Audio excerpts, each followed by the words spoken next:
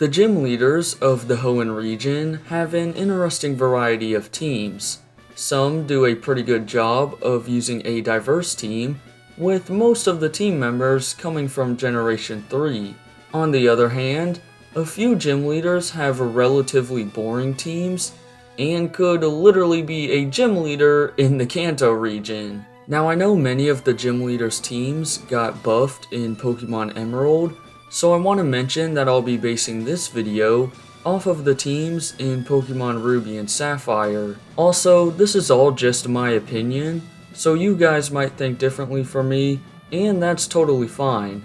Anyways, without further ado, it's time to give every gym leader in the Hoenn region a brand new team. Beginning with Roxanne, the Rock-type user, I like how Nosepass is her ace, because I feel like it is a Pokemon that people sometimes forget about. However, Roxanne also owns a Geodude, which is boring. I mean, come on, we've been seeing Geodudes since Generation 1, so as a replacement, I would give her an Aeron. This would be a much better dual typing, as Aeron is part Steel, so it would counter any grass types that you brought into the fight. It's not like it's too early in the game to see Aeron either, because you can catch it in the very next town. I guess she could also have one of the Fossilmons instead of an Aeron, as they both still counter the grass typing, but to me, they don't make as much sense. Speaking of where you can find Aeron, it is also the area of where the next gym leader resides. Similar to Roxanne, I like Makuhita as Brawly's ace, but Machop is from Kanto. We don't need any more Generation 1 Pokemon. The obvious choice here is to switch out Machop for Meditite. We see this mon get implemented in Pokemon Emerald, and it adds a nice dual typing to Brawly's team. The only other reasonable fighting type to give Brawly is Breloom, but that would mean boosting his ace up 5 levels to level 23, unless he owned an illegal Breloom, which if you couldn't tell from the Johto video when I was talking about Faulkner's Pidgeotto, I don't like that.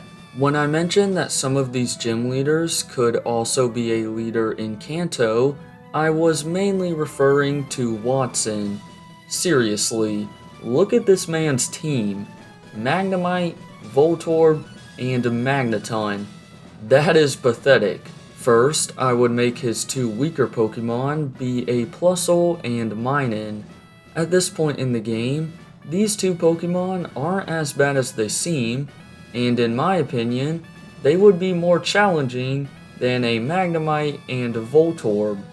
As for Watson's strongest team member, I would resort to Pokemon Emerald and give him a Manectric. This team doesn't look like much for an electric type user, but besides Electrike, there are no other electric types from Generation 3. I've always wondered why Game Freak gave Flannery 2 Slugmas when Pokemon like Numel, Camerupt, and Combuskin are sitting right there. Torkoal is fine as the ace, but I would give Flannery a Numel and Combuskin. This is one of those rare cases where I'm giving a gym leader a starter Pokemon. Usually, I don't like starters being owned by too many trainers because they are one of the more rare Pokemon of each region. But to avoid increasing Flannery's levels or repeating Pokemon on her team, I have to include a Combuskin. Not to mention, it's part fighting type, so Combuskin could counter any rock types that you bring into the match. I like that Norman has a decently challenging team, despite being a normal type gym leader. However, his Pokemon can still be tough to take down, while also being diverse, instead of all three coming from the same evolution line. The level 31 Slacking would stay as his ace, but Vigoroth and his other Slacking will be replaced with a Linoone, Loudred, and a Zangoose. Even though all his Pokemon are still plain normal types, there would be diversity in the ways that each Pokemon is used. For example, Linoone, who is a very fast Pokemon, could know Belly Drum. Zangoose is also relatively fast and a great physical attacker. Slacking would be the bulky yet hard-hitting team member, and Loudred would be the special attacker of the team. That is if the physical special split existed in Generation 3, but hey, you get the point. In my opinion, Winona's team is near perfect. All of her Pokemon are dual typings, and each of them are good in their own ways.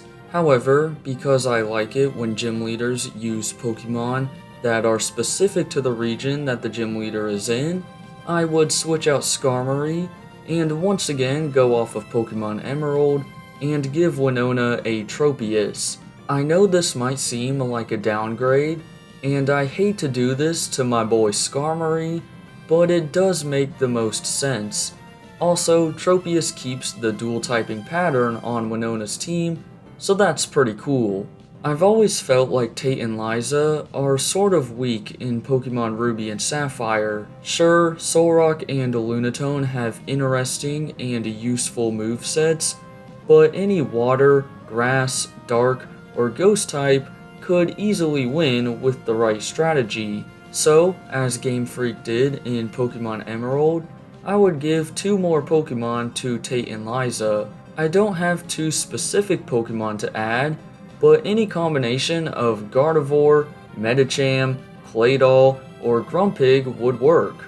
Preferably, whichever 2 Mons work best together. For instance, maybe Claydol and Gardevoir could be the pair, and Claydol would be the defensive side, while Gardevoir would be based more around special attack.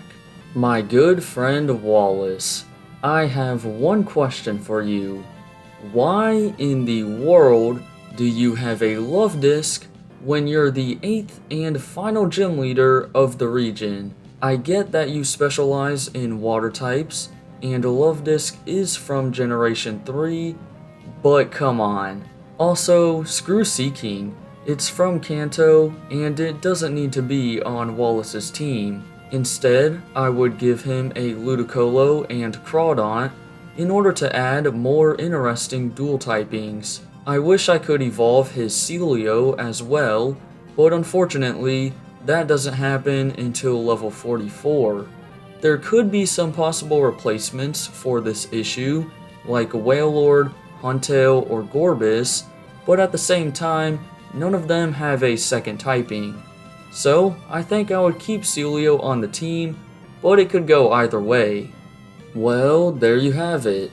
That's how I would modify each gym leader's team from the Hoenn region.